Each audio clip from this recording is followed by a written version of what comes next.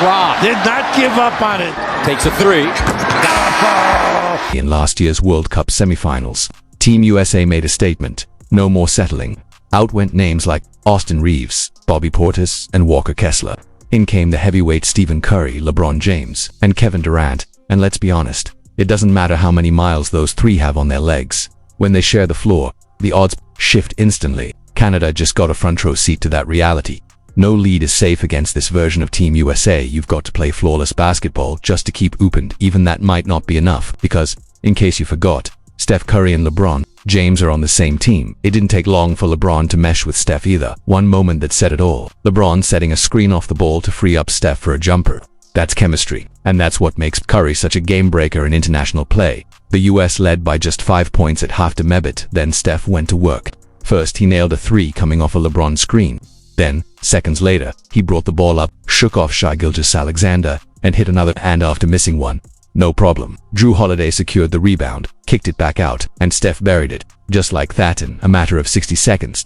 Led ballooned from 5 to 13. That's what makes this team so dangerous. You don't just need to be great to beat them, you need to be perfect. And even that might not be enough, because while Steph lit up the third quarter, this team is stacked with threats. LeBron, Tatum, Booker, KD, and Edwards, and even Embiid, when he's not racking up fouls. Any of them can flip a game in minutes. And speaking of Anth, silenced the critics tonight. After catching heat for his recent comments, he backed it up with a strong showing that proved he belongs on this star-studded roster. Still the number one option. Yeah. I mean, y'all might look at it differently. I don't look at it differently. Edwards is the number one option on this team. One thing's for Sarad played like it when it mattered most, with Team USA stumbling out of the gate, trailing 12-4 and managing just one basket in the first 6 minutes. Arndt stepped up and took control. While everything else was falling apart, he locked in and got to work, injecting life into a flat start and dragging the team back into the fight.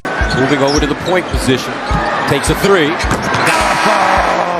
It turned into the Antan Bam show.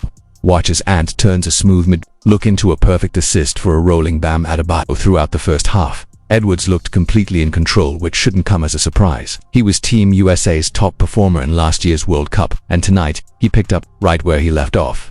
He was getting to his spots with ease, knocking down wonderful pull-up jumper, and even capped the half with a buzzer-beating three that had the whole bench fired. Nice slip and fire. Not only did Anthony Edwards back up his comments, but he also left Steve Kerr with some tough decisions about the starting lineup. It's clear to me that 3 players are guaranteed to start: Steph Curry, Kevin Durant, and LeBron James. Yes, it might sound crazy to say, given that these 3 are the oldest on the team, but when you see how Curry and LeBron performed, plus Durant's status as the greatest US Olympic basketball player of all time, yes, it's not even a debate. It's hard to argue. Durant leads in total points, points per game, and efficiency. So how can you bench those 3? You simply can't.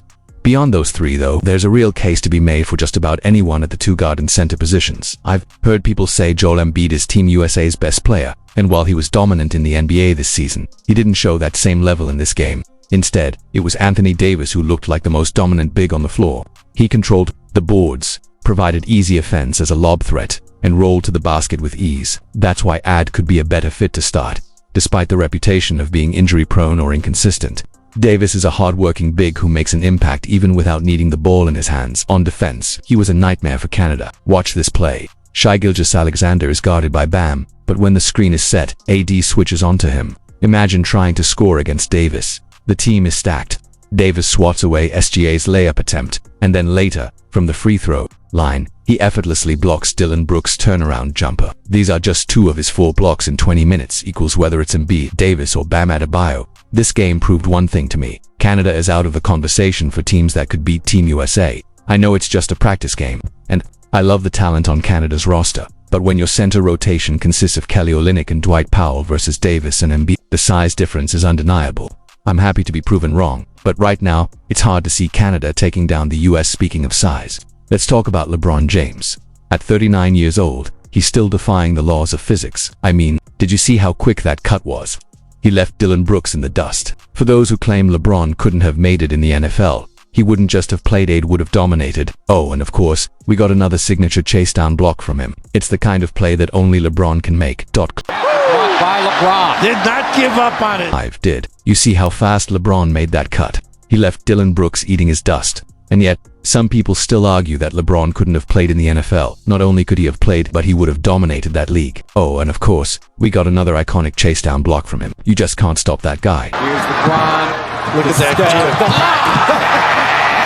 You saw that coming. 6. Every time you see LeBron with space, it's a reminder that the man is basically a cyborg. No one should be that fast, that strong, and that big, especially not at 39 years old. The craziest part, he's doing all of this almost a decade past his athletic prime. It's honestly unfair. But here's the thing a lot of people miss when talking about this USA team: not everyone can be LeBron, Steph Curry, or Kevin Durant. Players still have to play their roles, and even those superstars are playing specific roles.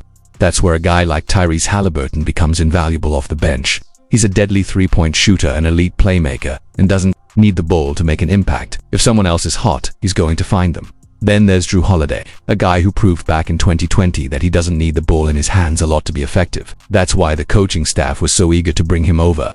And now, let's talk about the newest addition to Team USA, Derek White.